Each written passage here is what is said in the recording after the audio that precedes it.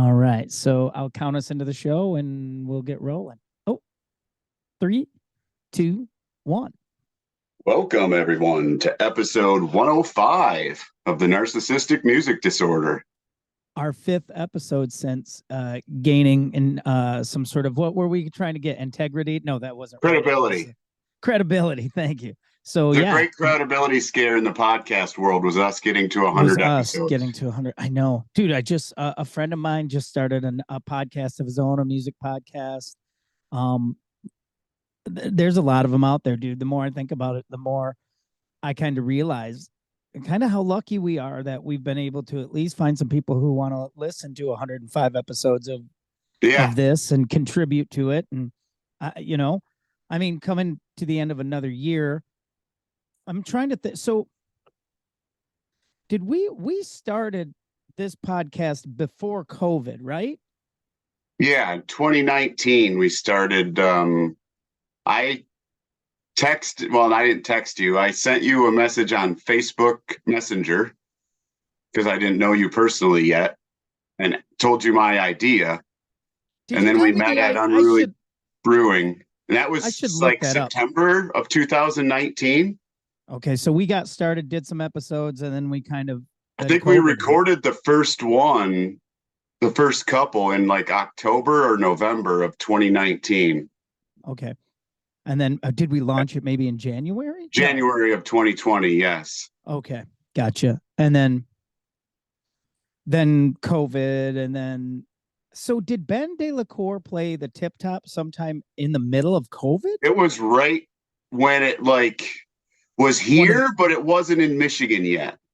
Gotcha. And then soon after he left, the world shut down basically after. Yeah. Because I think right after that, he went to Australia and then the world shut down. And I was like, is he going to get stuck there? Oh, wow. Yeah. Do you remember that? Because they weren't letting people leave some places. I remember that. Yeah. That was crazy. Crap. That's crazy. Yes, it is. So do you remember? I mean, I know this is the year-end recap, but do you remember, just for historical sake, what the topic of the first ever podcast of ours was? The first couple were just explaining what I came up with this NMD to our audience, basically how we got it and our history. I haven't listened to the first 2 episodes. That'd be interesting to go back and do. Yeah. Just to see. I mean, I don't think we've, come a long way, because I don't necessarily think we've ever done anything except talk about music. I think we've gotten better at it though. Podcasting. I mean, maybe. I mean, you would think. I hope we have. You would think you would have to, right? Just through. Sorry, man. I just saw a weather alert pop up. Oh. Yeah, it's dense fog. Kind of foggy. Yeah, that's what it was. It's a dense fog advisory. Yep. So we're recapping this last year, 2023, which again saw the milestone of our 100th episode. Yep. What's some housekeeping stuff? We saw you had some new stickers printed up that I like. We started the every once in a while I'd ask an artist if I really liked a song or something by them. I would ask them if I could play it. We started doing that this year. Yep. I fought that too. Remember? You did fight that. I know I seem like an asshole. Someone actually, I think maybe someone who listens to the show actually said I was an asshole, which I mean, that checks out. Well, but again, I see both sides of it. And my thought is this, and I'm not, because I too, I think it's cool to talk to other people about music. I like the notion of you and I chatting about music together. But the other thing is, my fear has always been when you start incorporating like people who make music, then you start to lose your ability to criticize. Do you know what I mean? We've talked about that. I don't have any problem with that. Yeah. And I know you say that. And I think you're right. I think you don't have a ton of problem with it. But I also think that you, like me, like anybody else, we do have the ability to become complacent because, I mean, you don't want to hurt anyone's feelings. No, I mean, I get that, you know but what I mean? I'm also, you know, not afraid to say to someone that I care about that I don't care for your version of the Warrant song. Sorry, John. I Oh don't yeah, care yeah, for you told me the that. Great Affairs version of we just disagree. Yeah, But you don't have to like everything from everybody, you know? right, right. I So suppose it's, it's how you do it. And maybe you don't have what I have because I I mean, well, I was I thinking don't about, really have that ability. I don't know why. I mean, I try to be as honest as I can, or I go, oh, it's not really for me, or it's cool, but it's yeah. not for me. Well, But I we, also struggle because there are people I respect who talk about music. Oh, this is a brilliant songwriter, or whatever. And I listen to it and I'm like, man, this is just kind of really cliched, rehashed topics, yeah. sixth grade poetry. Um, Well, that's a struggle for me. I don't know. yeah, Of course, I don't because, do that. I don't reach out to anyone to play their songs or ask for interviews or anything like that. So, and that's by but design, I think. you get asked to have your songs played all the time. I see Yeah, Ghosts of Sunset get played all the time on these podcast radio shows. there's a lot of, I don't do that. I mean, your I don't label's do, probably saying, yeah, go ahead and play right. it. I But, don't do any of that. right. But I'm glad for it. I mean, it's good. Yeah. I mean, the people that you share here, it's good exposure for them. From that side of the equation, as someone who makes music, I understand it. On the side of someone who's talking about music, I struggle with the balance. But yeah, I mean, I'm pretty sure that Ghosts of Sunset, our A&R guy, Tim puts, I mean, he casts a wide net, and if we can get, exposures one side, I mean, people are starting to talk about Spotify this time of year because Spotify does that end of the year stuff. Yeah. And dude, I mean, yeah, there are people going, man, I had 5,000 plays and I didn't get, I didn't make anything. And I mean, Ghosts of Sunset's in the millions Yeah. Yeah. and, Fuck not getting, Spotify. I mean, dude, and the way they pay out is definitely screwed yeah, up fuck and is them the not, way they pay out. but let me I'm say not afraid this, to say it. Fuck you. as a music listener, I mean, I just in the car was listening to, Freakwater's End Time album, and they had it on Spotify. My Yeah. disc is over there buried. The Spotify, when my son said, "Can we please upgrade to Spotify Premium?"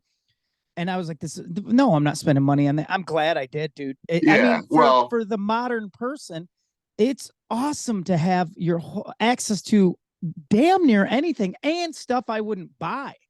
Like right. I'm never gonna buy, you know, um, I'll tell you what. You know what? Here we go, podcast people. I'll bring it on. I'll take it. I would never buy "Love Yourself" by Justin Bieber. I would never buy that. But you know what? I like the song, Right. so I listen to it on Spotify. Yeah. And I'm sure Justin gets his half a cent or Well, that's what I'm whatever. saying. Any of these streaming guys, I'll debate you. Come on my show. Defend the fact that you're making all this money and you're giving these bands jack shit. Dude. Defend that. Up until then, fuck you. But the funny thing is people are so outraged. Oh my God, Spotify's But they're breaking paying artists. for it. But dude, it's been like this forever, Scott. It's just If you think for a second, if you are dumb enough to think for a second that even the high level artists who were making albums in the heyday of albums were getting $1 an album, you're yeah, high. That you're never happened. crazy. No. I mean, there were still, I'm in the middle of listening to while I run Noel Monk's book called Running with the Devil. He was Van Halen's road manager from like 77, I think probably through 84. And he's talking about Fair Warning and well, I'm sorry, let me take that back. He started as a road manager, then became their manager. Okay. They asked him to manage them, and he was talking about Fair Warning. That Fair Warning came out and it stalled and it would not go. They pushed to get gold, and every Van Halen album had been platinum, and the guys were like, hey, we can't go gold, we're a platinum selling act, what do we do? And they bought $200,000 worth of payola got them, Yeah. got up. Fair warning, went platinum. Yeah. It's So it's as old as time, right? The right. business is set up like that. Payola, You've that's the had funny the thing. offers Dude, yourself. Dutch Henry had the Yep. offer. I sat in a hotel room on Broadway at the Holiday Inn when the conversation came up, and it was like, do you guys want, and this was when we were about to get signed. Do you guys, we can get you, I thought it was top 20. I'm going to say top 20, maybe top 25. We can get you a top 20 single if you're willing to invest. And I swear to God, the numbers, because the numbers seemed, it wasn't $1 million, but It was I remember, 100,000, I bet. I think it was 100,000. It Yeah. seemed like house money. I remember thinking this is house money. And we weren't going to do that anyhow. We never did. I mean, we never even bought anything. Dutch Henry never bought our way to anything. And we wouldn't even crowdsource, dude. We wouldn't even crowdsource. So, but yeah, I thought the number was and 100,000. And so fair warning would have been like 81-ish, I think. And it was 200,000 to have it go platinum. And they paid it. Well, that's a lie. What they paid for was airtime. Airtime, to get played on the radio. So payola. All right. So you have our list of shows from the year. Yes. What did we start with? What was we started with the albums of 1982. Oh my God, that was a huge year for me. 82, 83 was so big for me. Yeah. So big. Man, I'm sure I had, and again, I don't remember, but I'm sure I talked about Iron Maiden. Yeah. I feel like Number of the Beast came out in 82. I may have even mentioned Diver Down by Van Halen, but that was Somewhere in Time was what, 81? Somewhere in Time was later. Would have been like 87. Okay. Yeah. 86. 86, I think. 86, 87. Yeah. I was thinking what's Power Slave? 84. 84. That's the Egyptian one, right? That's the one I started with. Yeah. Is that where you started with Iron Maiden? That's got Aces High, right? Yeah. Yes. And Rhyme of the Ancient Mariner, and I just posted about that. I'm sure I saw that. Dude, that is a true story. That 100% happened. Mrs. You told the story on the show. Have I? It was awesome, dude. It was an English class. Yeah. Do you know? The other thing I've done before is I could quote some scripture from the Bible because of Maiden, because they had a song that started out with a quote from Revelations. Oh yeah, so I threw that out there. I like that kind of stuff too. I like songs about chicks and cruising and guitars and drugs, but I also like, I do like bands like King's X and Iron Maiden and Queensryche and more literal type stuff. I remember when, and I was never a huge Alice Cooper guy, but I remember when Trash came out, I traded cassettes with a buddy. He wanted to hear something and I wanted to hear that. And I believe every song on Trash is about women. And I was just like, really? Yeah. You got nothing else to write about? Which is, you know what? I mean, and that might not be true, but I think I remember it happening that way. We can take a quick side road that no one talks about, even though, I mean, I liked it, but there was 80, I don't know, I'm going to say mid to late 80s, Alice Cooper, they really, really, really, really tried to get him to hitch his wagon to the hair metal scene. They did. And they brought in Desmond Child and people like that. And everyone's going to hate me for saying this because, I love, Department of Youth and 18 and the Ballad of Dwight Fry, like all the early Alice Cooper, Under My Wheels. Yeah. But that album that had, it might have been Trash, but I don't think it was. But it had a ballad called Only My Heart Talking. But it's only. I don't remember that one. Poison. That one had Poison. Trash had Poison. That was the big. I think you got to check out this ballad called Only My Heart Talking. It's probably a Desmond Child tune, if I'm guessing. It reminds me a lot of when Aerosmith and Desmond Child did You're My Angel. Yeah. Remember that tune? So, and Alice, if you looked, he was poofy. His makeup was toned down. He had leather jacket. Yes, dude. He's on the cover, I think. Yeah. Yeah. Although I like Poison. I love that song. That's a good song. Yeah, it is a It's good just song. that whole record, I believe every song was about chicks. Right, exactly. So we were on 82. So And I know I then talked. your show, Southern Rock, Oh man, I love that was Southern your Rock idea. because I love it. Because I love. I Yes. just talked to a buddy last night. I still am heavily fantasizing right now about a period correct country Southern rock band, 70s, all the whole thing, 70s all the way. And there are dudes in Grand Rapids who could do it. Our Yeah, oh yeah. Ben kind of does it. Ben is starting to turn into he's starting to look like he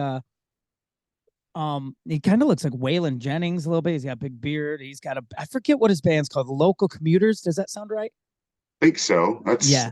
Yeah. But he could do it. I want to do that. I think that would be fun. Like play Flirting with Disaster and Blackfoot and all the Skinner and maybe 38 Special. And I think that'd be fun. All right. What was the next? We did 82 and then Southern power Rock. ballads. 82 is power ballads.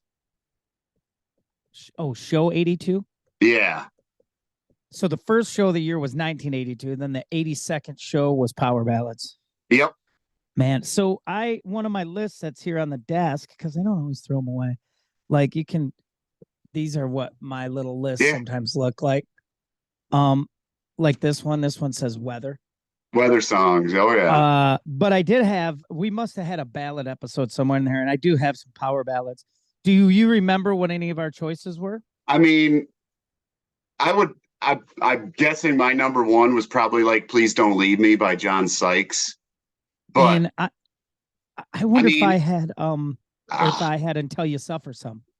In my opinion, the greatest power ballad ever written is "Save Your Love" by Great White.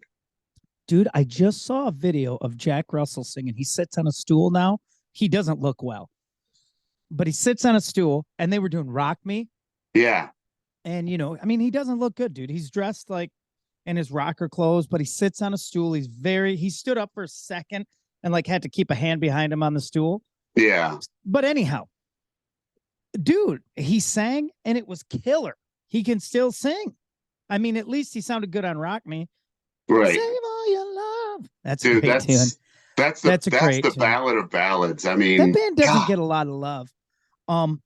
I like what's the power ballad? Oh, the Kicks tune, Don't Close Your Eyes. Yes. That's a great power ballad. Cinderella had killer power ballads. Oddly enough, like my favorite, except for the Kicks one is weird because it's about suicide. I know, but that's what I like. It's not the boy girl stuff, Yeah. Yeah, I'm trying to think of some, like I said, Until You Suffer Some, the Richie Kotzen Poison one is really good.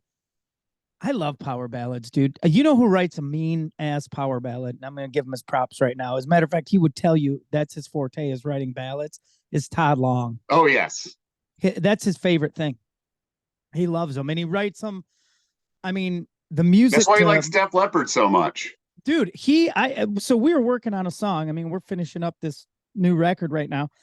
And we were working on a song and it sounded good. I played a lot of guitars on it. It was missing something. And I told him, I'm like, dude, you got to put some Def Leppard guitar on it. And he does. He has this he plays like I'm Steve Clark and he's Phil Collin. He comes up with all the little boom, boom, boom, boom, boom, boom, boom, boom. We call them plinky bits or boops. Yeah. Boop, boop, boop, boop, boop. He does all that. But yeah, I love a power ballad. What's the next show? What did we have? We had the albums of 1970. Really? That I don't remember. I remember doing 72, I think, but I don't remember 70. God, what mine was for sure LA Woman. Yeah.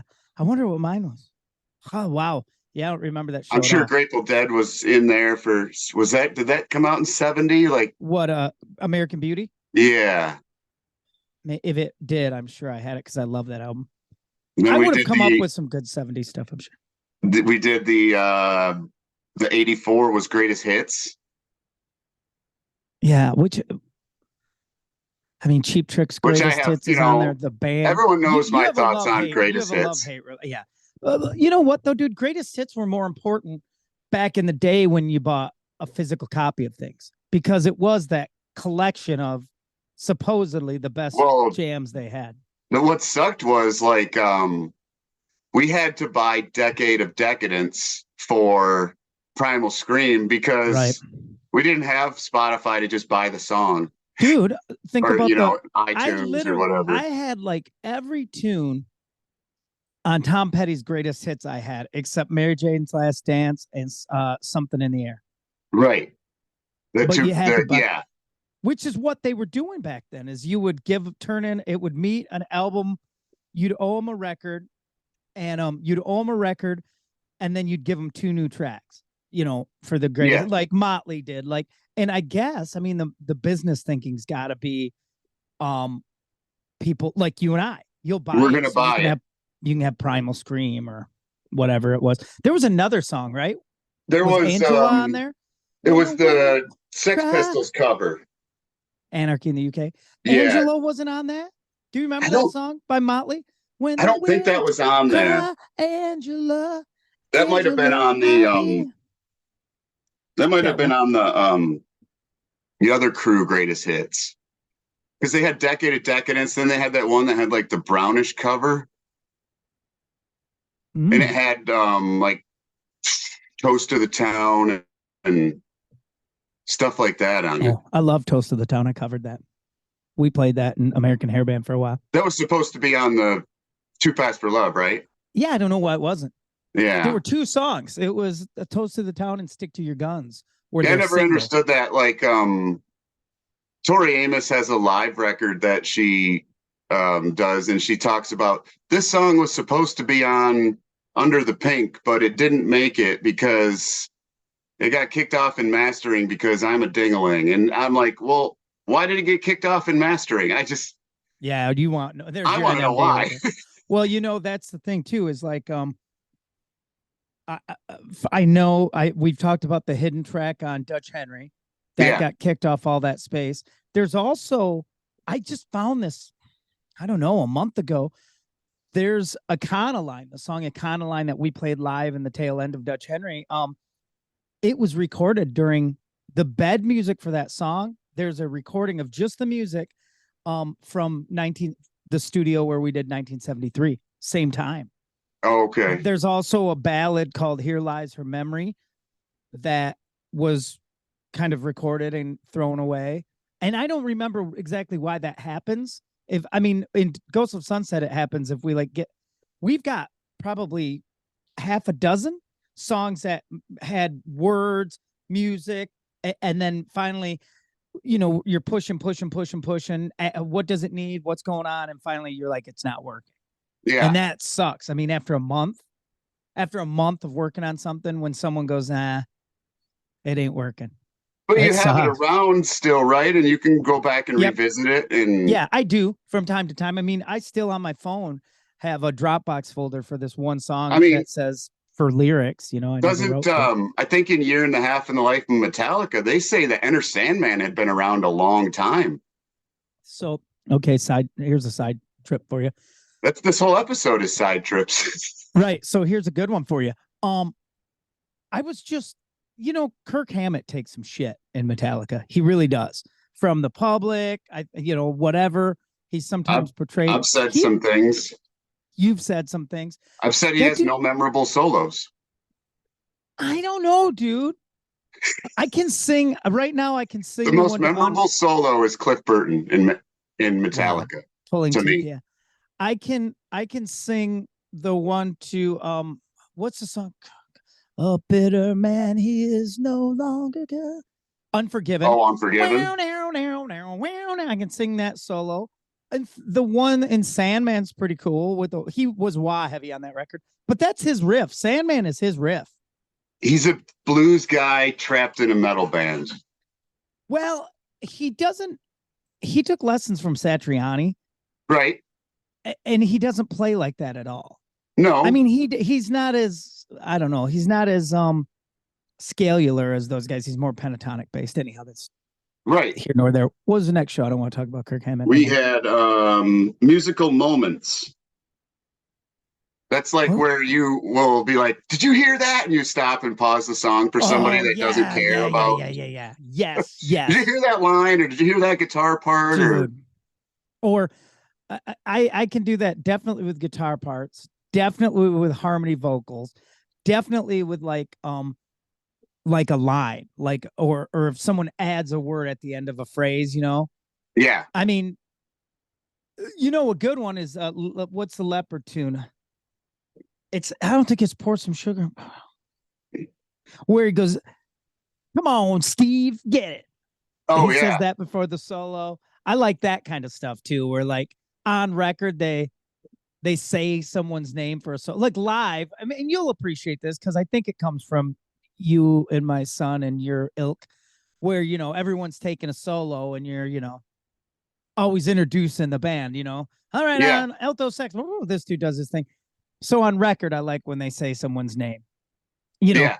uh, hit it, CC, hit it, CC. That's Yeah. cool. Although I always wonder, like, then you replace that dude. Then what? Right.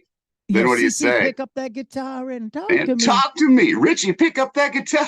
Yeah, I mean, that's it. Sort of stamps it to that lineup in that moment when you're calling people by name. Yeah. But I sort of like that. I do. I like that. Um, I wonder hey, if Brian Fallon says Jackson every time they play Miles Davis in the Cool. yeah. Oh, yeah. Like, is it like is that a Miles Davis thing from like a? No. When he says Jackson in the middle of that song, I told you the story, right? I don't know. Tell me again. There was a kid working at the Oh studio. yes, you did tell that story. Yes, Yeah. And that was where his he name. yeah, and he threw And kind of gave him some Brian just, props. yeah, would talk to him. He was into the same things that, Brian is, I think, way into his church and things like that. And the choir of his church. He wrote a song, the Diamond Street Choir, I'm guessing is from personal Is his experience. church, huh?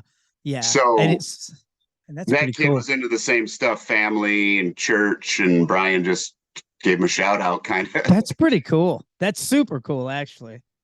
That's pretty cool. I don't get any shout outs. I wish I did. Yeah. All right. What's next? What else did we have? The albums. You didn't like this one. The albums of 2008.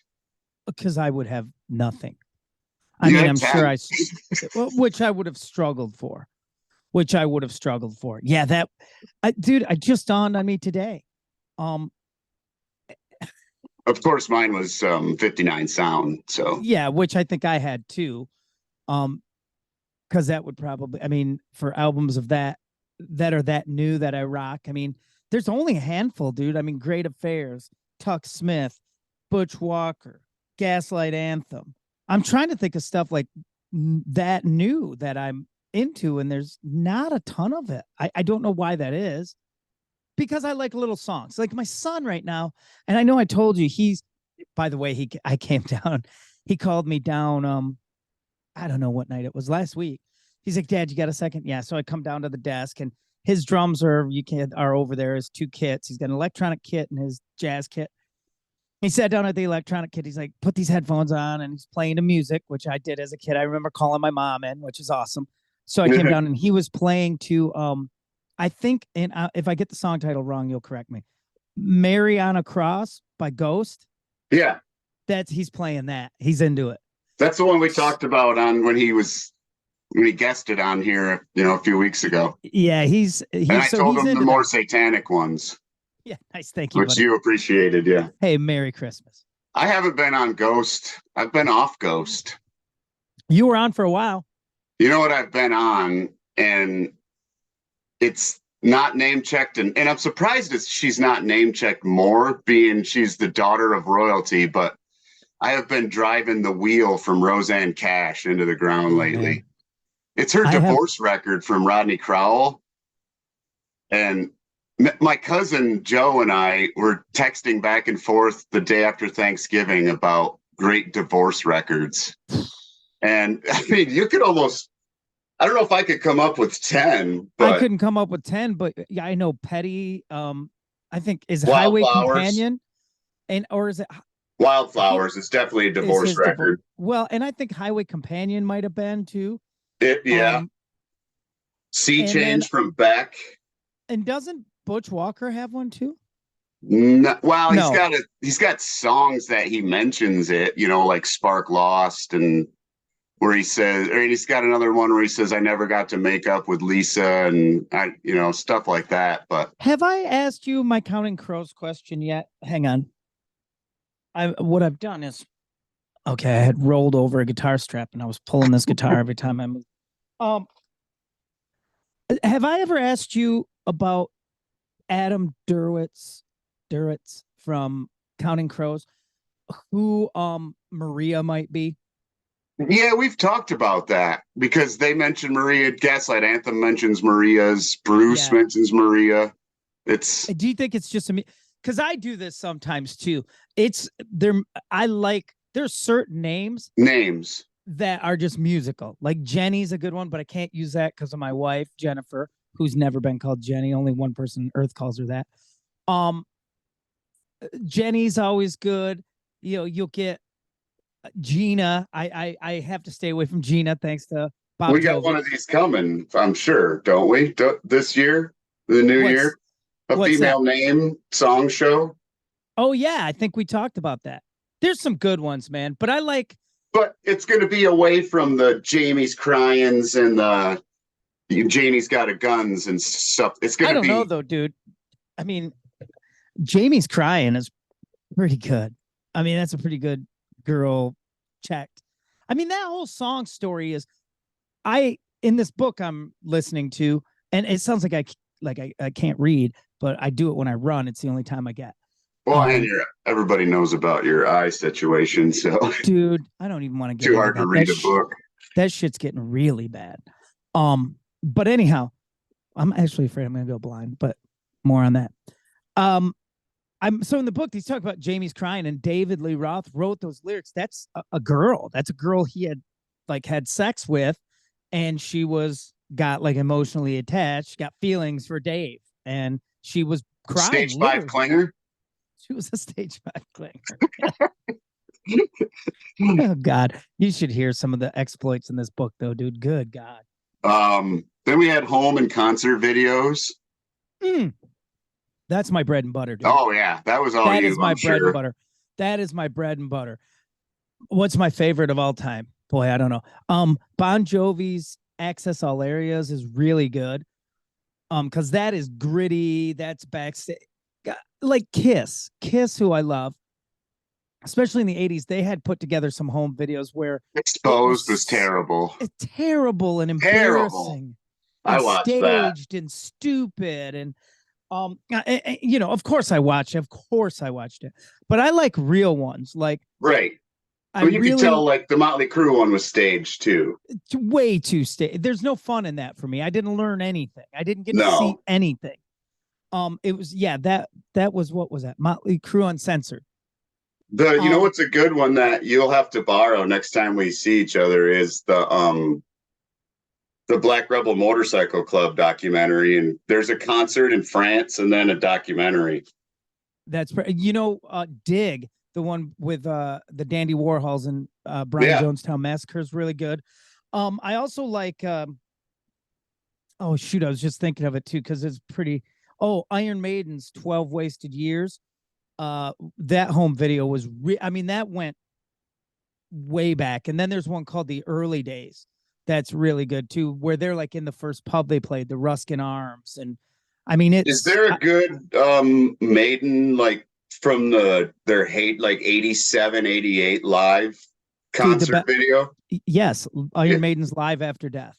Live After Death? Okay. Dude, it's the Power Slave tour. They're at their peak. At their freaking peak. The staging is, of course, now you look back and Egyptian shit and heavy metal seems pretty stupid. But then they were the first to really milk that. They did Power Slave, and then that same tour, Ronnie James Dio had The Last in Line, and that was all Egyptian themed, Yep. But Power Slave was really cool. And actually, a fun fact about Power Slave, Live After Death is recorded at Long Beach Arena in California on the Live After Death tour. And they played Long Beach Arena with Wasp, and Wasp cut Live in the Raw there. The Wasp pseudo live album. Pseudo live. Because I think Power Slave is live, but it's over 2 nights.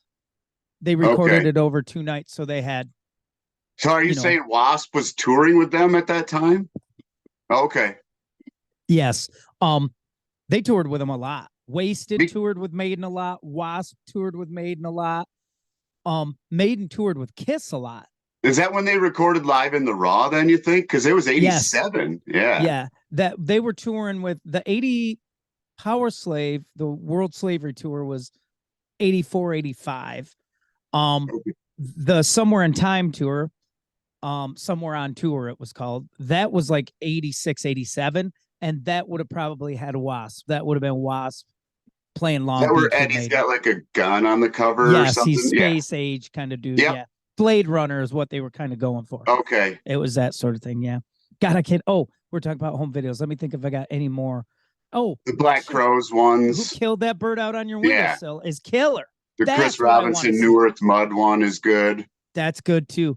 I love that one.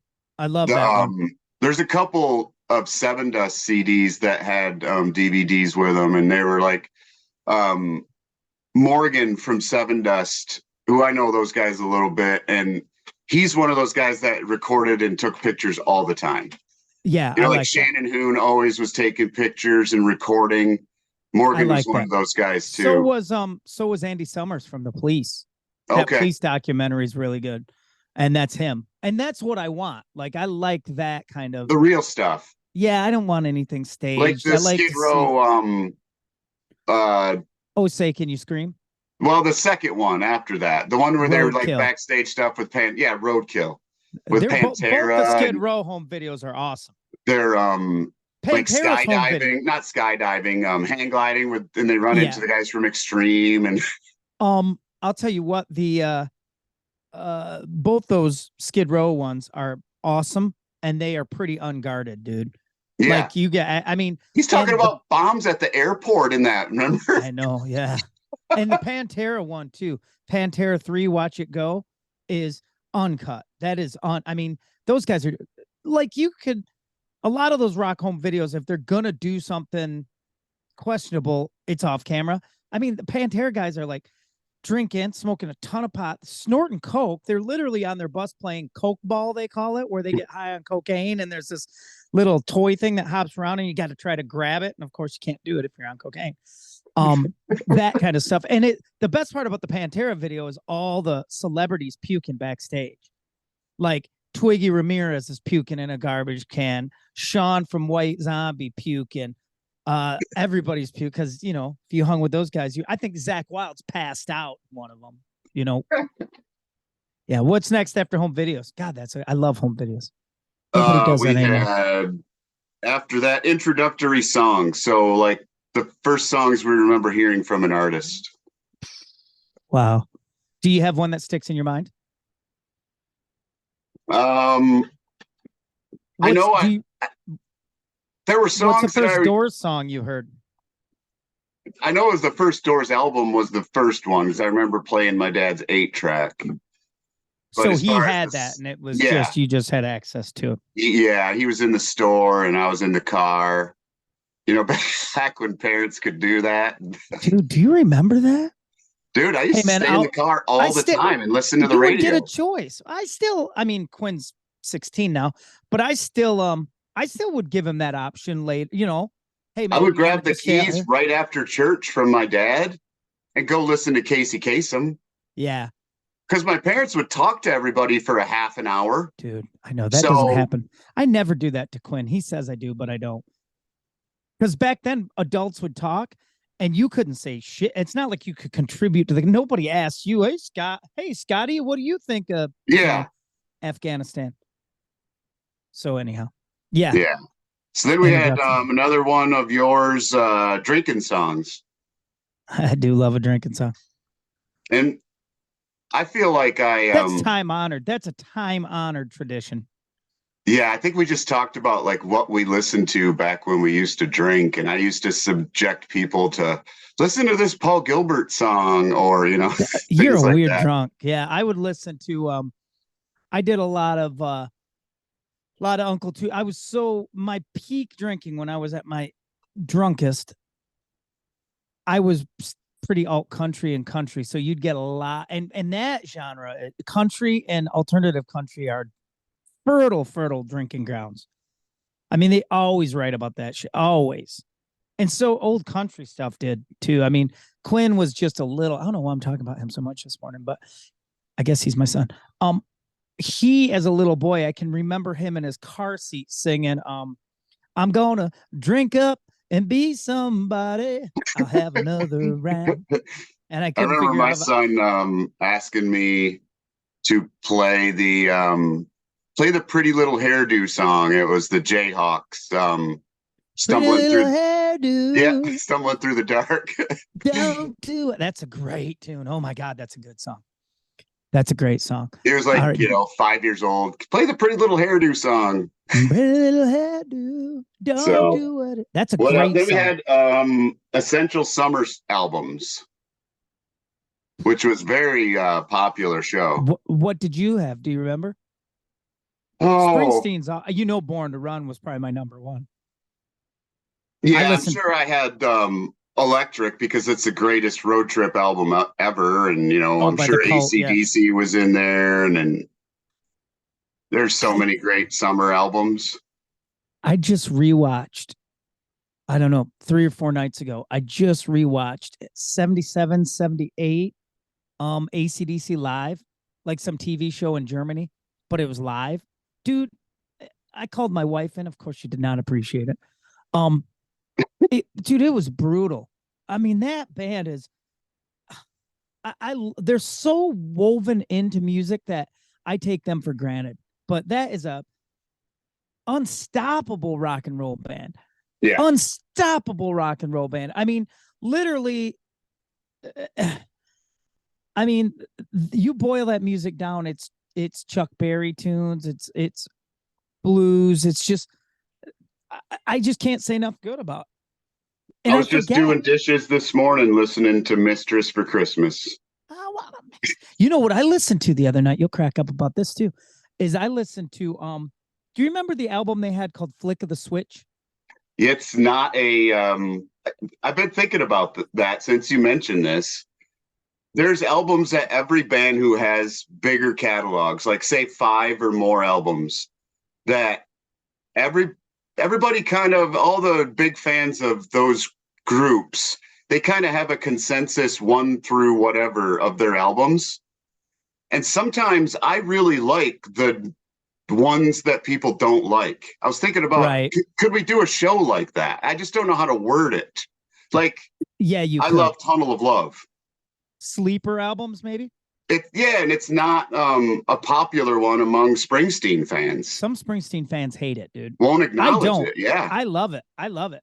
But it's I because you got a drum machine. I remember when Josh Adam Myers did the 500 on Tunnel of Love. I remember somebody talking about it. Like, I heard somebody say, hey, I got asked to do the 500 and Tunnel of Love. He's like, that album doesn't even exist in my world. And I'm a Springsteen fan. I'm like, huh. Dude. Because I don't really have, I have ones that I don't go to for sure from bands. Oh, but, yeah, of course. Of course. But there's some that people don't like that's my favorite. Or that's, a top 5. Do you ever feel that way about the Allman Brothers record?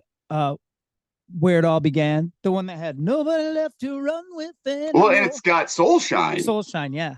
I love that record. I do too. I saw that too. That was cool. My first Allman Brothers record that I bought with my own money was Eat a Peach. But, I like Beginnings, and I like the Warren Haynes stuff because I like Warren Haynes. Do you like Dickie Betts? Are you a Dickie Betts guy? Yes, of course. Yeah, me too.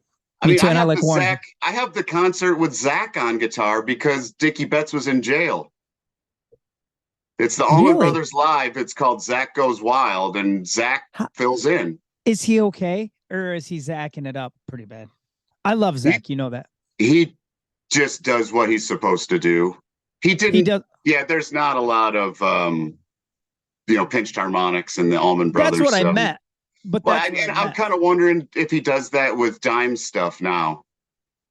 Because to me, to NMD guy who invented the disease, I'm just going to say this. I wouldn't give you 1 cent for that Pantera tour. Really? I've seen Pantera 7 times. I love Zakk Wylde. I But you just don't like wouldn't that give you, combination. I wouldn't support it. I wouldn't call it that. You can call it a tribute to Yeah, they whatever could you have want to called it like do. they could have called it Far Beyond Driven or something. They could have You know called what it I mean? something else. A Yeah. tribute to Pantera. I don't know. But it's just Yeah, I something. don't know that I get what you're saying. Although if you were picking people to do it, Zach is the best guy to do it. Maybe not even Chop Swap. He's in the I mean, he's They picked the wrong drummer you then. don't like Charlie? He's just not as good as Vinnie Paul. We'll have to agree to disagree.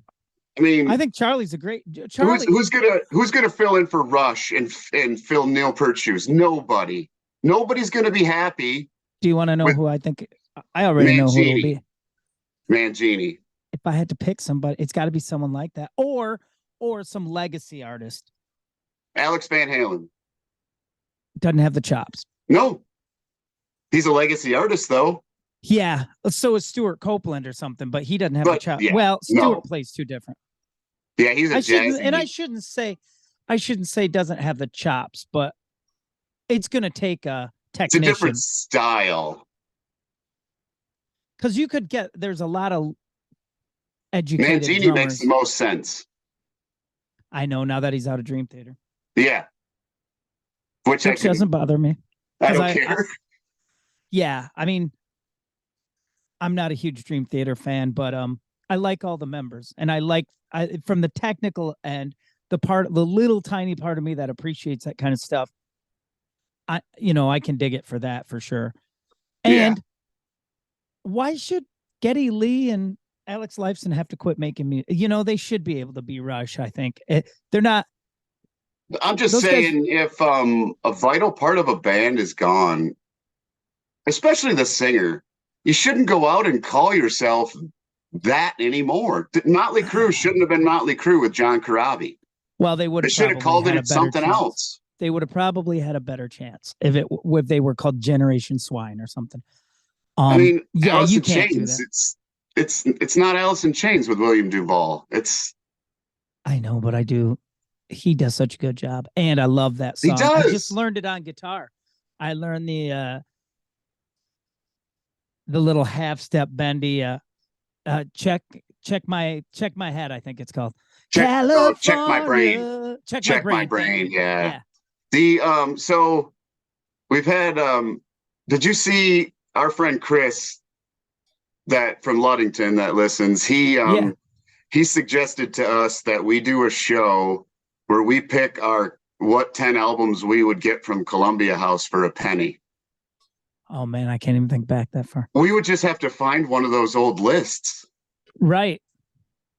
Remember those in the paper on Sunday? Did you ever do it? Your penny. You taped your penny. No, dude, I bought my record. Nope, I bought my records at Crazy Larry's Records and Tapes, and Believe in Music. Oh, okay. That's not true. And Disc and Tapes in the Muskegon Mall. Discs and More, they called it later, right? That I don't know. Oh no, you're thinking of Recordings and More. You're thinking of Records and More. That was a used record shop. We had one in the mall called Disc and Tapes. Because in our Muskegon Mall, we had Disc and Tapes, which was like an anchor store. Been there forever. Local lady who I dated a little bit, my buddy ended up marrying. She was kind of she worked there, maybe managed it. She was really 80s hot and cool. And so Disc and Tapes was the mall. But then we had a Camelot for a little while. Remember Camelot music? Yeah. We had that. I think the mall here, we had a Tape World. I feel like you did, yeah. Sam Goody, I think maybe, or something like that. And my only Grand Rapids would have been BIM. I always went to the BIM in Grand Rapids up on 28. And Crazy Larry's and what else? Radio Kilroy. Oh, I remember that. There was one here and there was one in Big Rapids, Michigan. Yeah, we just had Camelot in the mall, and then later on that and that Disc and Tapes. And Disc and Tapes, I think, sold concert tickets. And they sold buttons and T-shirts and shit. Okay. So I don't think they were a head shop. New this year in 2023, we had the Butch Walker. That took you a bit. That took me that Took me a long time. It took my son a long time. My son's a Butch Walker fan, and he just was going through he and I went somewhere the other day, and he just rocked his playlist. He's got like a Spotify playlist he calls, I forget what it's called, the God List or something. It's like all his songs. And he said, "Can I play music on our way?" And I said, "Sure." And he was just going through his, and of course, a lot of it's stuff I know and like, and Right. Butch Walker was on there. And I'm like, "Whoa, you got something off Glenn?" And he's like, "Yeah, I finally warmed up to it." Okay. Then And there's the Gaslight Anthem new one, which is yeah, great. yep. It's got Springsteen on it on history books, which is awesome. I bought that and have not dove in. Okay, it's good. I've because when we saw him in the fall, they played the song Michigan 1975. They just played it. They just kind of took a break for a minute and played us that song, which was pretty cool. What's the one I'm listening to now? And it's not 59 Sound. Positive Charge. Oh, because it's got the song I really like on it. So how much time do you think that we have? Oh, you're listening to that's Handwritten. Yes, that has 45 on it. And yes, yeah, and yeah, I like that album a lot too because I was on 59 Sound. Yeah, the one you're singing is the song he wrote from the female perspective. Yeah, Here Comes My Man. Here Comes My Man. It's a great video too. Have you seen the video? Yes, it is. Oh yeah, love it. That's one of my favorite songs of theirs. I think there's this band called Ghosts of Sunset that had a new record in 2023.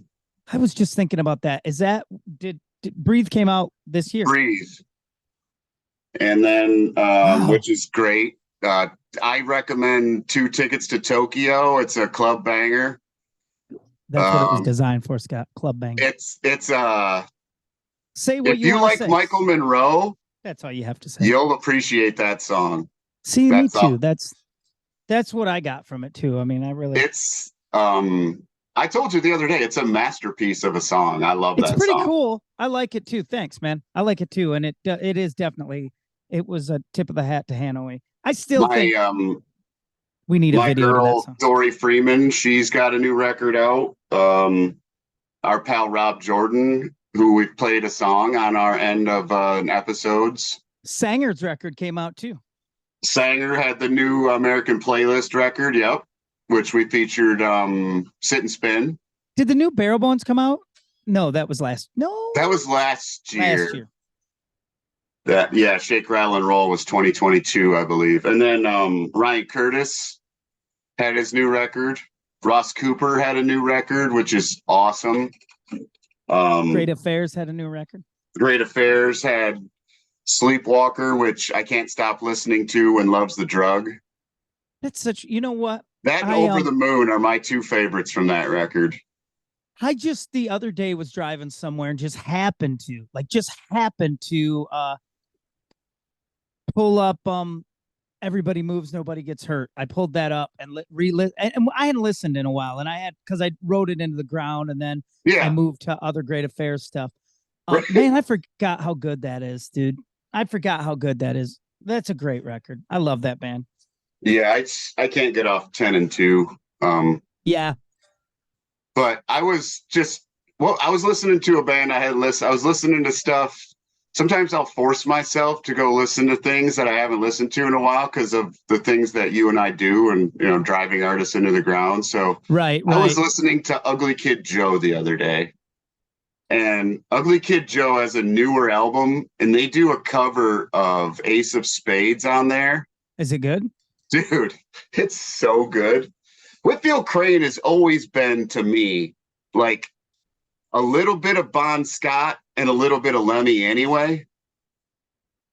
Yeah, I was never into them. I liked the 2 songs. I liked the single, the Everything About You. Thank you. And God, 20% battery every time. Thank God we're almost done. And I liked the cover. Remember the cover? Oh, Cats in the Cradle. It's good. I mean, it's great. That. Yeah. And I liked them too because their guitar player was left-handed. That means a lot to me. And just not too long ago, within the last 2 years, on Reverb, one of his guitars came up for sale Is from it him. is the lefty Cordell Crockett? That feels right. I think so. I have a guitar pick from him. Nice. Is it left-handed? Just kidding. I can't tell. It's got the Ugly Kid Joe guy on it. It's a little That's yellow. all I that caught it at a show in '92 when I saw Oh wow, them. they were still cracking then. Yeah, I saw them in '90. Well, I mean, they have newer stuff. They're still doing it. Whit never got sang with a band called Another Animal. That was cool. I'm really amazed that you're that hip on Ugly Kid Joe. I'm pretty worldly, man.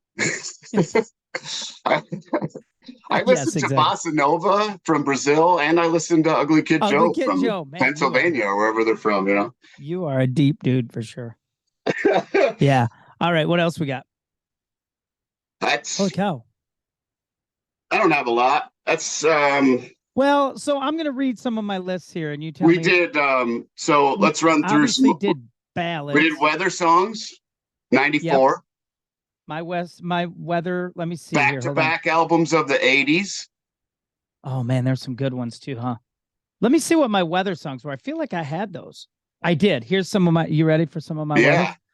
Hard Rain's Gonna Fall by Dylan. Traffic and Weather by Fountains of Wayne. Tornadoes by the Truckers. Rain by the Beatles. One of my favorite Beatles songs. Good Day Sunshine. I had a lot of Beatles. Oh, you know what else I had though? You love this song too. Louisiana Rain by Petty. Oh, Petty. Yeah, I love that. Then we had transportation songs, 96. Wow. And we came up with 10 songs about transportation, huh? Oh, we could come up with more. Yeah. I wonder if I had Waiting on the Bus. First masterpiece, which was the Truckers and Ryan Adams' Heartbreaker. And I've said before, Decoration Day. Ryan Adams' Heartbreaker made me want to make records, like make a record like that. I still think that's a great record. And then number 98 was Closing Tracks, the forgotten track sometimes. And then we had our Essential Fall albums, because why wouldn't we? Yeah, and I would always have probably King's X in there. Cheap Tricks, Heaven Tonight. That sounds like me.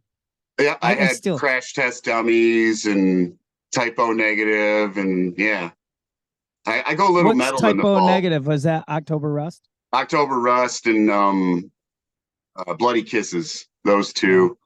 And then Flots. I always for some reason refer to Flots in the fall go hand in hand for me. I feel like Rush's Hold Your Fire would have been on my list. That was on your list. I think that was your first one. Yeah, I listened to that. I'm going to listen to that today. Number 100 was the NMD special. If you like that, you'll like this. Oh, yeah. Yeah. Which I just did the other day to a coworker. So what'd you do? Do you remember what they were? It was, he was telling me, because he was a latecomer to the show, so he's listening to every episode. He's up to the 40s right now. Okay.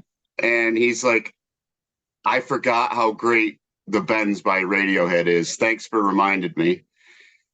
And I said, if you like that, you'll like this band Kent. So you've told me that before.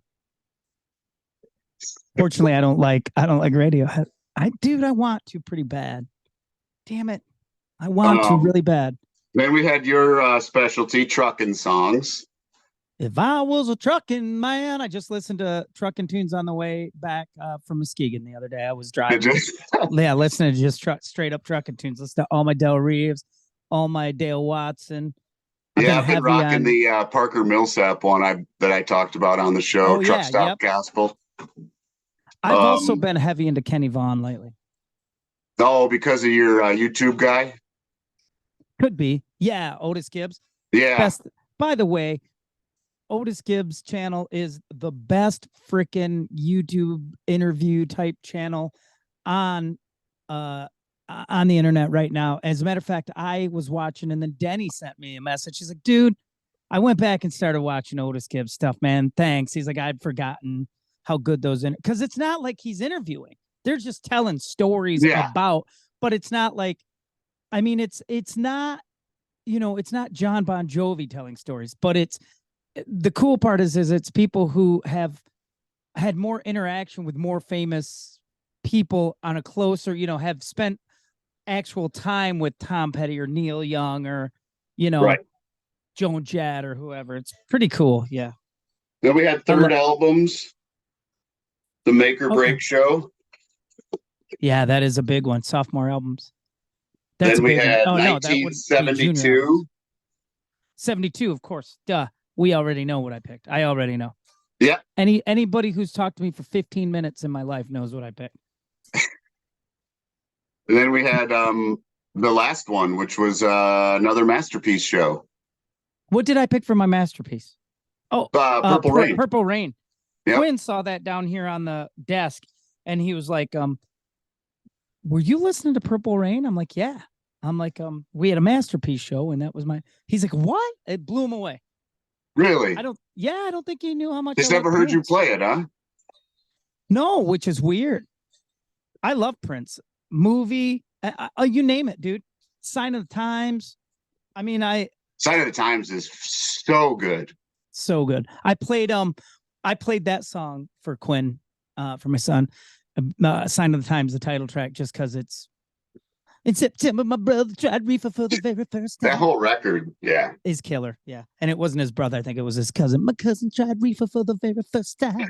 Now he's doing horse. It's June. Yeah, love it. Love it. Yeah, that's why Purple Rain's on the desk right now as a masterpiece. You know what I had under it, though? Sweet Old World by Lucinda Williams. Oh, that was your backup? That was my backup masterpiece, yeah. Well, we'll have to do that one another time. I know we will. So, yeah. Was that our last episode? Thanks, everybody, for 2023. That was... Dude, I know. Wow. Dude, it's like, it's over or near 1,400 cities and over 80 countries around the world have listened to this show. Bitching, right? Can you believe that? All we're really doing is, I mean, I can't believe it, but then I can believe it because we haven't paid 1 cent for advertising. It's just the people that listen talking about it. Yeah. Who doesn't like to talk about music, man? I mean, if you love it, it's fun. I've a friend of mine, was like, I don't want to listen to your show. I don't want to hear you slam my favorite bands, and it's never been that. It's never been that. It's just shit, man. Who doesn't want to talk about fun, music? Though. Yeah, I'm not. I mean, I can That's certainly not fun tell to sit here. No, I can tell when something's not for me. But I mean, I'll make fun of Danzig being a glorified chess piece or Journey being a great tribute band. But you're proud of that. That was one of your golden moments. For James Dean being a shitty actor. I mean, come on. I mean, yeah, we look past those things. Yeah, I said it on the show. If Rebel Without a Cause is his benchmark, then boy, it's, in my opinion, it's the theatrical equivalent to Freddie Got Fingered. So oh my god. People had very low standards for acting if James Dean was a great actor. I'm sorry. Dude, they did though, but don't forget. I mean, that was a time when, and that's my wheelhouse because I love Elizabeth Montgomery and Bewitched and Andy Griffith. Right. Right. But I love the Honeymooners. I have the DVD of every episode. I mean, but James Dean, I don't get it. Didn't get it. Well, again, I guess it's like High School. Is it because he was handsome? Yes, of course it was. Dude, Elvis was in movies. It's like on Seinfeld. He said, "You never see any handsome homeless people." Because you can always find work if you're handsome. Oh, man. Well, again, everybody, thank you for another successful and fun and the interactions online, of course, are always a riot. And everybody, check out our YouTube. We talk about our YouTube on here much, but all of this, since episode 101 or 100 has been on YouTube. It's Narcissistic Music Disorder on YouTube. You can find it. I fought it. I want the record to show I fought it, and I probably fought it too hard, to be honest. We'll see how it goes. It's very new. I think I fought it too hard. I mean, I don't mind it, obviously. The only things that suck is, for me, being on camera is I fidget a lot. Yeah, me too. Being dressed. Being dressed is, I mean, You get the show a little early if you subscribe to the YouTube, folks. Yeah, yeah, which is cool as well. And it is fun. It is fun to see the people because I like that too. And the other thing is that I don't know if you know, I'm sure you do, but like this thing, the YouTube, whatever this thing is, Zoom, um, kind of does who's speaking, right? So Yeah, you're that's on cool. camera. It says Yeah, I it like splits that. us up. Yeah. Yeah, I like that. That's pretty cool. Well, that being said, let me again thank you for letting me take the ride with you, and on behalf of Thank you all for of being us, here. we all appreciate what you've done for us and brought us all together to talk about something we all love. And I should mention too that again, this next year things could be coming. We're still trying to grow without we no, that's a lie. I don't think we've ever tried to grow. I mean, I No, don't think we have. I think we've let it grow, but I don't think we've tried to grow. I don't know that we will ever try super hard because it would feel a little hokey to us to do too much, I think. not our But thing. please Yeah. like and yeah, if you can like and share and talk about, that's where we get the best. That's Yeah. what's best for us. Yeah. And email us nmdpodcast@gmail.com. We got Yeah, our show YouTube, ideas. We're always, I mean, we've definitely had Facebook. shows. We've had shows that have kind of, we've gotten ideas from people or their Oh lists yeah. or things pop up. I like that. And remember, you can always interact on the Facebook page. We're always open. Everybody's always talking. Um, and it's all of us in the community posting different videos or different things that Yeah. pertain to music. Or, I mean, I posted my sweet Lita Ford video the other I day. posted Petty from Mojo. Yeah. Yeah, right. Stuff that so it is. It's just like that. It's a great community. And Scott, you brought us all together like a creepy cult leader, and we appreciate it. All right, you got any closing words for us before I wish you a Merry Christmas and a very Happy New Year? You're just a songwriter. You ain't a preacher. We came to mourn you, not look in the mirror. Sing about those hard times. Sing about those women. We love the broken, not the forgiven. Thanks, everybody. Merry Christmas and Holy Happy New Year. shit. Happy New Year. See you next time, everybody. Everybody. And we are almost clear.